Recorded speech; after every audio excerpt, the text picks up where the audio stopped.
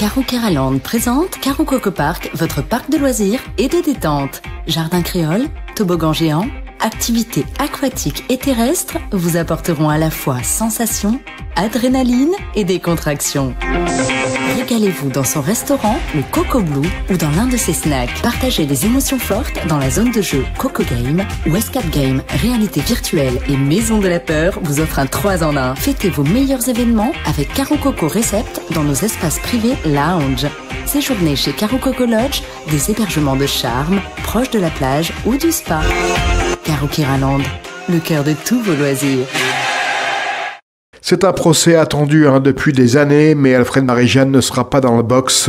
L'ancien président de région, figure historique de la vie politique martiniquaise âgé de 88 ans, n'est pas en état de voyager, selon ses avocats.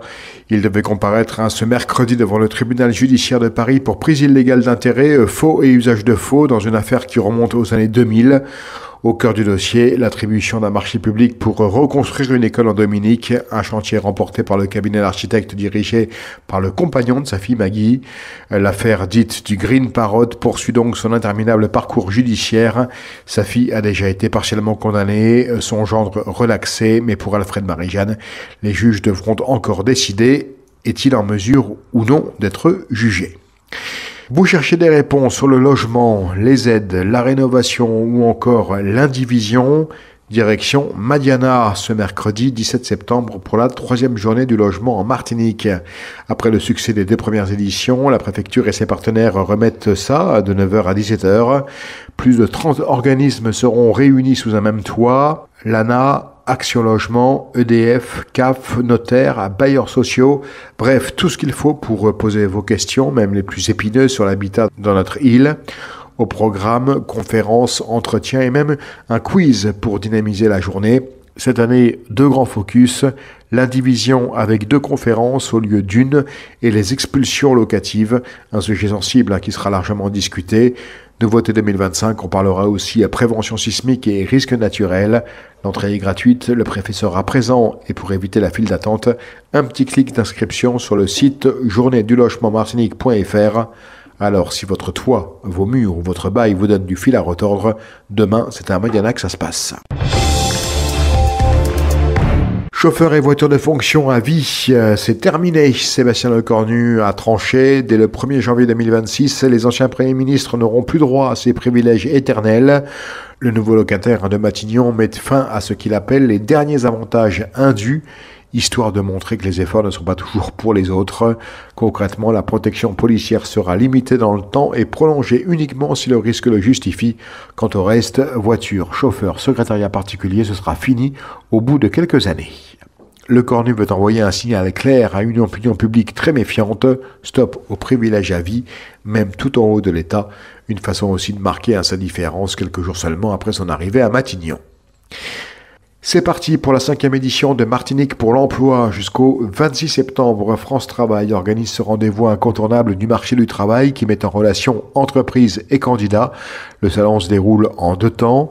10 jours en ligne pour consulter et postuler aux offres, puis 2 journées en présentiel les 25 et 26 septembre à l'Institut martiniquais du sport au Lamentin. L'an dernier, plus de 4400 candidats avaient participé pour près de 380 postes à pourvoir. Cette année, les entreprises commencent déjà à publier leurs annonces et l'événement promet de nouvelles opportunités pour tous ceux qui cherchent un emploi en Martinique. Coup dur pour le patron du foot guadeloupéen, Jean Dartron, président de la Ligue de football et vice-président du département, a été condamné ce mardi par le tribunal correctionnel de Pointe-à-Pitre. La peine, 1 an de prison avec sursis, 15 000 € d'amende et 5 ans d'inéligibilité. En cause des faits commis entre 2021 et 2024. L'élu avait fait voter des subventions pour la Ligue qu'il présidait lui-même avant d'utiliser une partie des fonds à des fins personnelles. Montant du préjudice, près de 9 000 € dépensés notamment en voyage avec sa famille. Une peine moins lourde que les réquisitions du parquet qui réclamait 18 mois avec sursis et 20 000 € d'amende. Jean Dartron a désormais 10 jours pour décider s'il fait appel. Le tirage au sort du 4e tour de la Coupe de France de football zone Martinique a livré son verdict. Les 16 clubs encore en lice connaissent leurs adversaires pour les matchs prévus les 3, 4 et 5 octobre prochains. Dans la poule A, on retrouvera notamment un choc de R1, le RC Saint-Joseph face au club Péléen, Le CS Casse-Pilote sera opposé à l'Olympique. Le club colonial jouera contre l'US Riveraine et l'US Diamantinoise affrontera l'Espoir.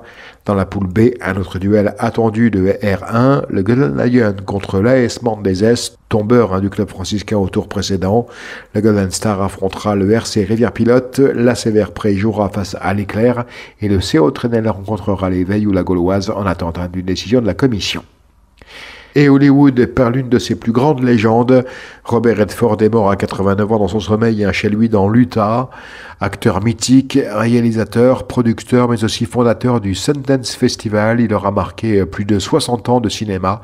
De Butch Cassidy et le Kid à l'arnaque en passant par Les Hommes du Président ou Out of Africa, Redford incarnait l'Amérique solaire. Beau, charismatique, souvent engagé, toujours indépendant. Oscar d'honneur en 2002, défenseur des paysages américains et des peuples autochtones, il restera dans l'imaginaire collectif comme le cow-boy romantique, l'amant idéal et le visage du cinéma engagé. Au News Radio, assis outremernews.fr. On radio avait Info Guadeloupe, Martinique, Guyane, Réunion, Mayotte et surtout, musique pour tout le monde. Attention!